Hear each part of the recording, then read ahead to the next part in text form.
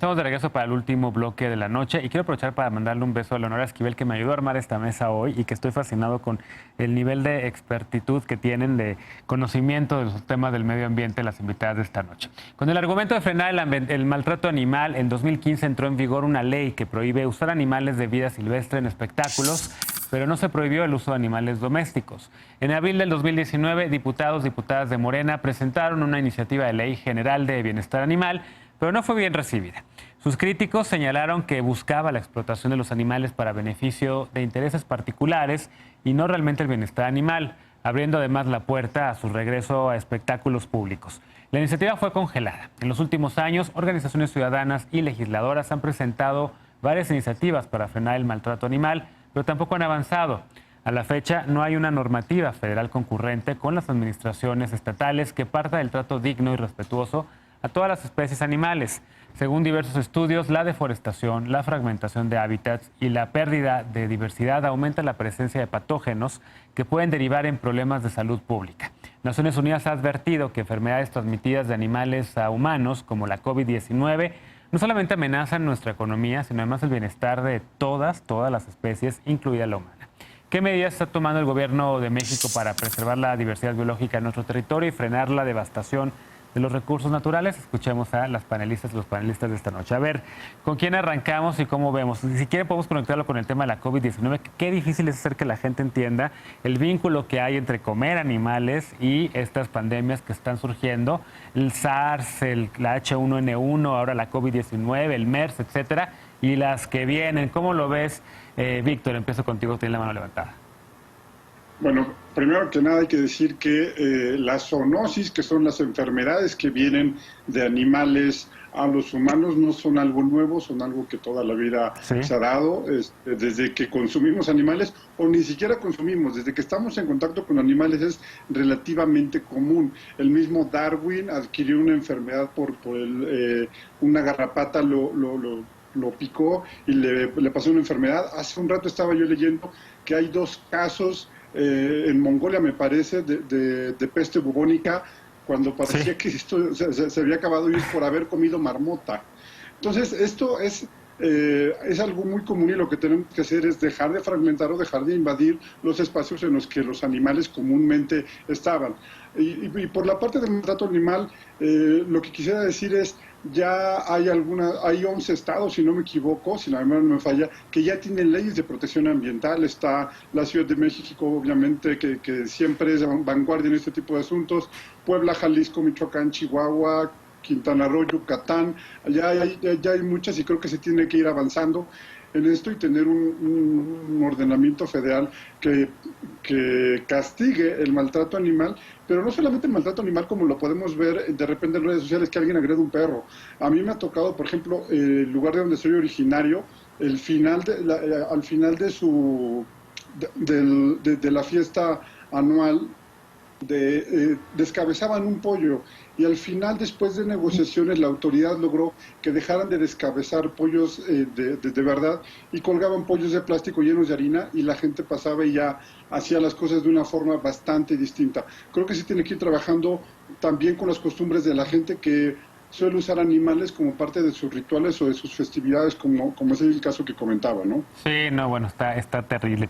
Arturo, ¿qué más agregar? Les preguntaba yo en el bloque, en el corte, sobre esta conferencia en la que participó Peter Singer, uno de mis ídolos máximos, que habla de estos temas de la liberación animal.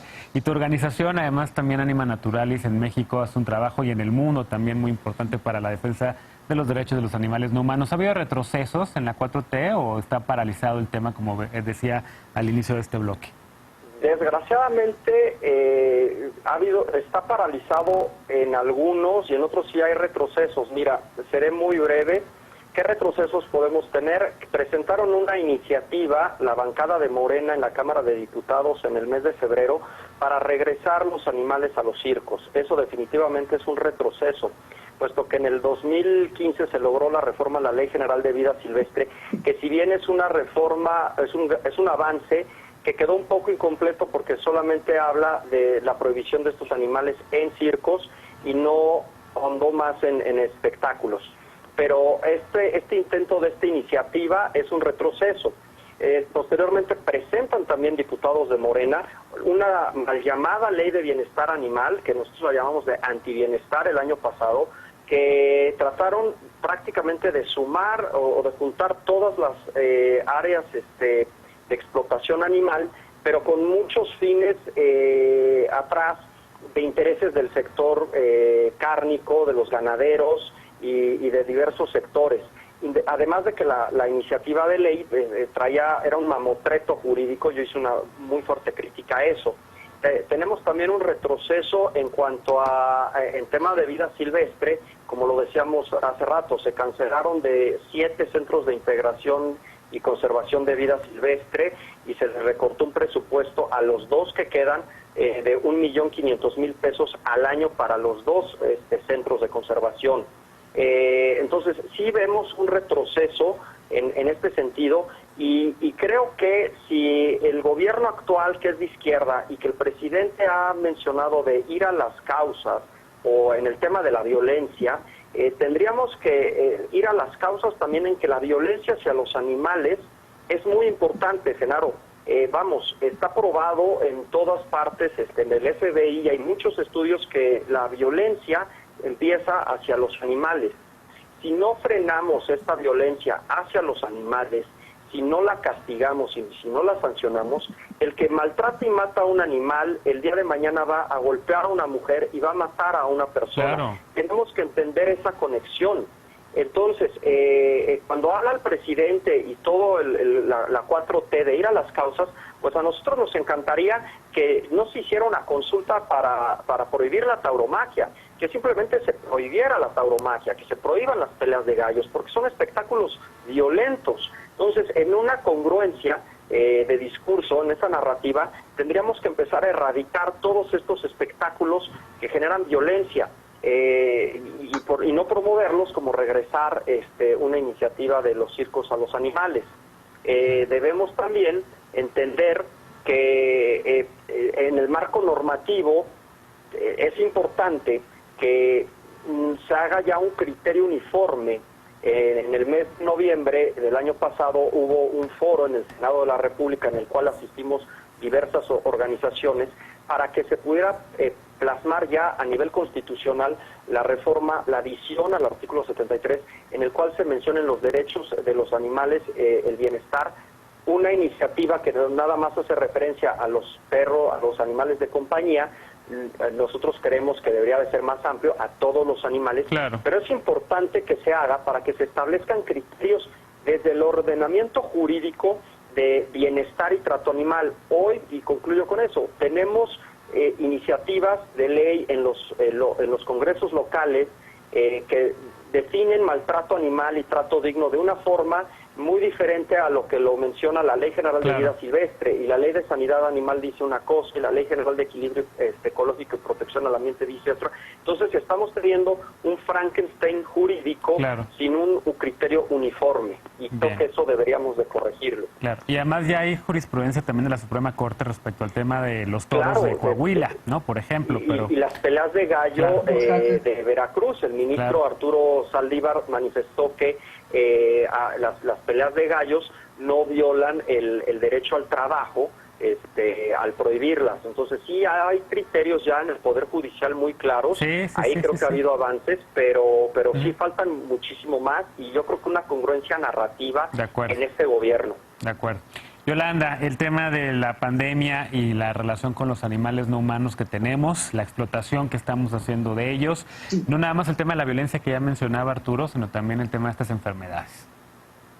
Sí, bueno, muy poco el tiempo y el tema es muy amplio, pero sí, 2 cositas nada más. Una, la pandemia por coronavirus, pues es producto del mal uso que hacemos de la tierra y de los animales. O sea, sin duda, esto fue se contagiaron en los mercados de Wuhan y China, y es un coronavirus. O sea, y los coronavirus ya tienen historia de provocar pandemias en los humanos, el SARS y el MERS, al principio de siglo. Ya esta sería la 3ª epidemia que producen los coronavirus, así que no es algo nuevo. Y es de los murciélagos también. Entonces, esto quiere decir que nosotros no estamos haciendo caso de las señales que nos manda la naturaleza. Jane Goodall dice que la falta de respeto que tenemos por los animales es la que está provocando estas pandemias. Lo dice Jane Goodall, lo dice de una manera muy bonita. Y también cualquier persona que se dedique a la bioética, pues nos damos cuenta que los animales, o sea, son los habitantes de los hábitats, tienen dos problemas. Una es la fragmentación y pérdida del hábitat y la otra es la extracción. Entonces es todo el comercio lo que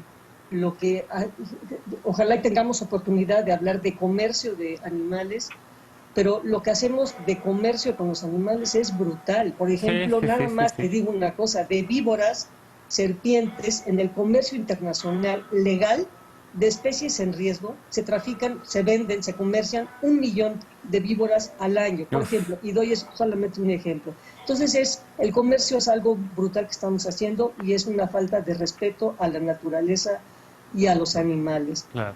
En cuanto al bienestar, sí, estoy totalmente de acuerdo con Anima Naturalis. Existen diferentes figuras en diferentes leyes para hablar del trato animal, dependiendo de si son de abasto, domésticos o silvestres. Y la iniciativa del diputado Gachús de Morena, de Bienestar Animal, estuvimos hablando con él y le solicitamos que retirara su iniciativa, primero porque era inconstitucional, como finalmente sí lo fue, no cumple con el artículo 73 G.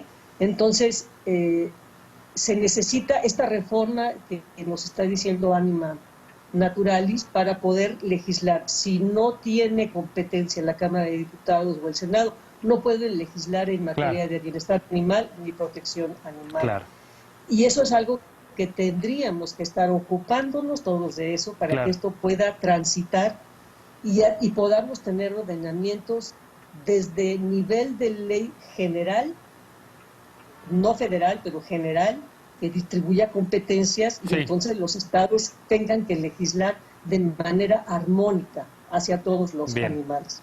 Y finalmente, Ana, y tenemos bien poquito tiempo, lamentablemente, ¿con qué nos quedamos con toda esta conversación? ¿Cómo apoyar los derechos de los animales no humanos?